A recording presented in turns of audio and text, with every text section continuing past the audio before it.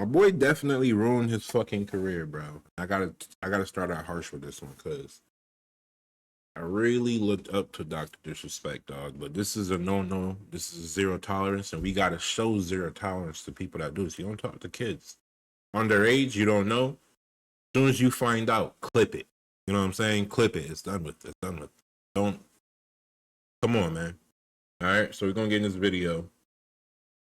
I want y'all to say y'all, you know what I'm saying, RIPs right now and shit, you know what I'm saying? He said he gonna come back strong. We gonna be there to watch, but we not. I don't think we supporting, right? Hopefully we not. I'm not supporting. So Down the middle of the street. You think he's smart? He's not smart. In fact, his brother isn't smart either. From the start, people really loved both him and this persona that he put on. This was still a very primitive time for the platform as a whole, but Doc was one of those early YouTubers who really saw the bigger picture and the massive gains which could come from thinking more like a businessman and less like a run-of-the-mill creator. He was clearly building a brand with a strong direction and a loyal fan base. You're watching one of the most perfect specimens, right?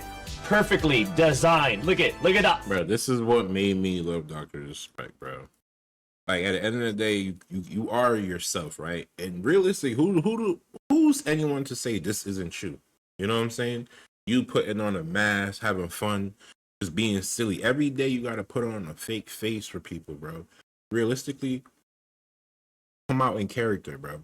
This is being yourself. You know what I'm saying? You're being yourself. Even if you're just having a fucking fake mustache, you're being yourself. And this is why we love Dr. He was funny and he brought a funny side to the point of Twitch. You know what I'm saying? What he had to do business wise so he could make his money is on him. You know what I'm saying? And I respect it from the side of business. If you do too, then you do. Obviously we did. Obviously we all did, right? 100%. But God damn, Doc. Look at the hand-to-head ratio. It's absolutely flawless. My biceps, the exact same size as my calves. Says, Doc, you're the most stand-up dude on Twitch and so damn entertaining. Can we coin your signature dance move as the slick daddy slide? Ooh. Yes. And over the next half-decade, he would grind out YouTube. And he even got some opportunities to work directly in the development of a couple of AAA titles at the time. But it was not until 2015 when he would start streaming on Justin TV, now known as Twitch, and he quickly began to dominate the site. Fucking game! This game is a joke! It's a shotgun! Man, realistically, this is the reason why we love Doc, yo. Bruh. Why you do?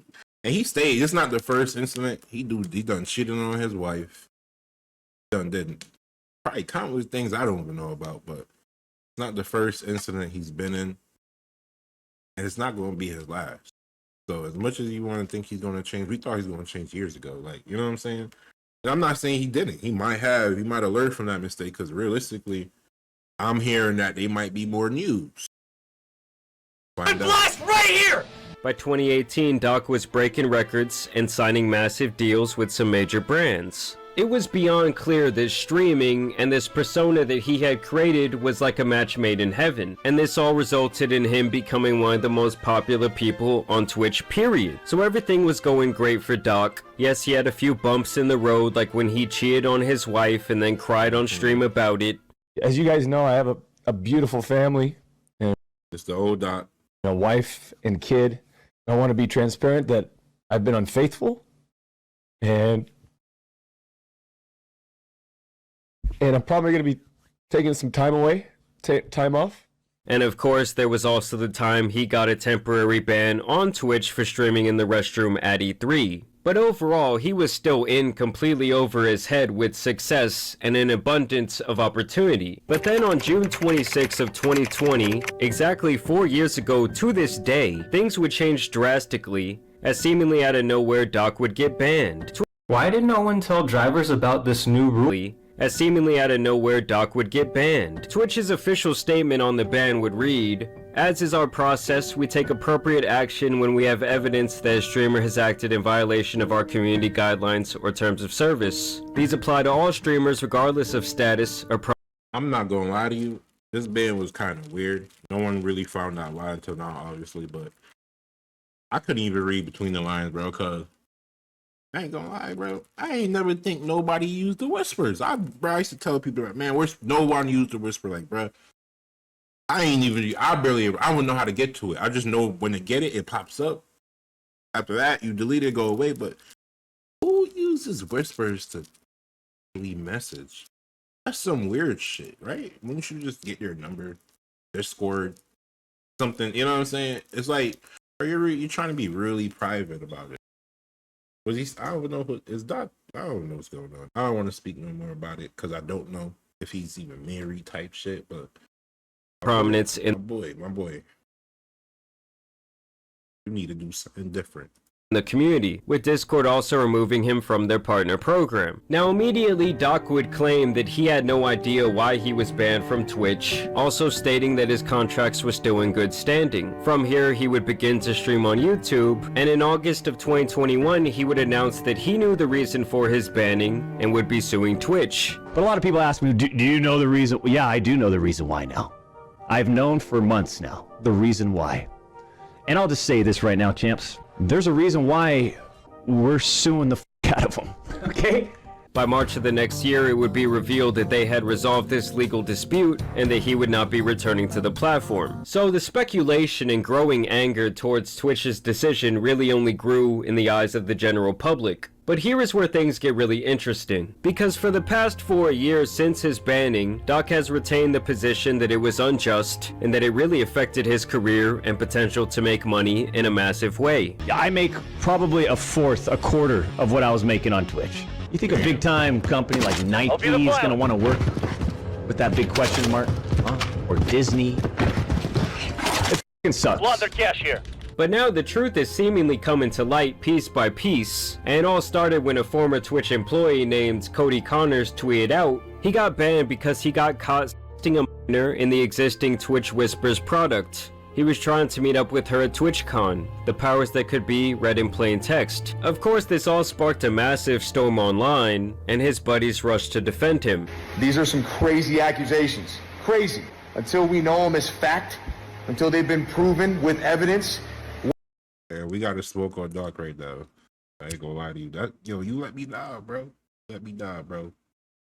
We got to smoke on Doc, bro. One of the biggest videos on my channel is catching a pedophile. Crazy.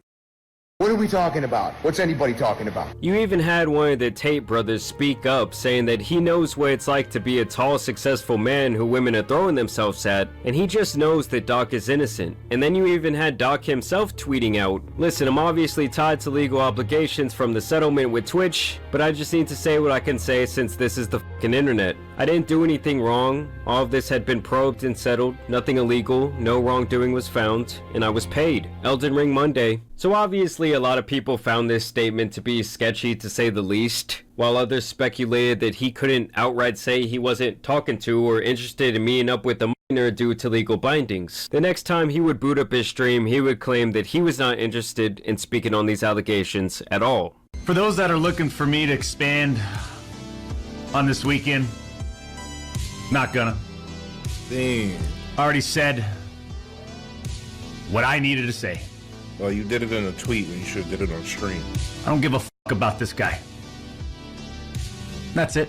And for the rest of this stream, he would seem pretty distraught and even speak about taking some time away from the internet in general. It's wanting to just kind of move away from the limelight. Ultimately, that's what it's about. It's time to drive into the sunset, says Swervin. Watching this pedophile right now, man. We gotta take notes on what not to do. Dumbass shit, nigga. Like, what the fuck is what you doing, bro? You don't talk to no fucking minors, bro. Hey, yo, my bad for cursing and shit though, but appreciate the follow, gang. What's up? What's up? Ooh, man, I like your style. It might be time to drive in the sunset, champs. Now this is where the real hammers kind of start to drop, as his own gaming studio, Midnight Society, which he I seen this, bro. As soon as he got that text, boy. Like, you got your girl just broke though. It was like his wife just text him and say, "Yo, we getting a divorce. It's over. Packing my things and I'm gone." Demeanor just changed. It's crazy. co-founded, would announce that they would be terminating their relationship with him, citing that they assumed his innocence, but after speaking with the parties involved, had no choice but to make this damning decision. People speculated that he actually got word of this while on stream, and noticed that it changed his entire demeanor.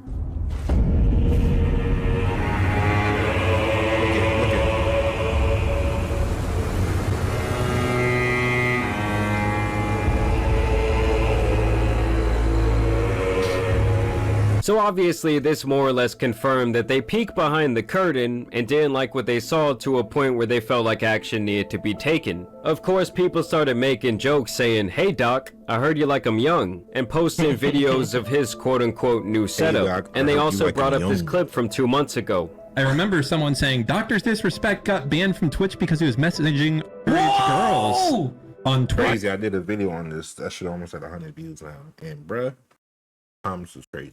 He said that. Wait, what? That's not it.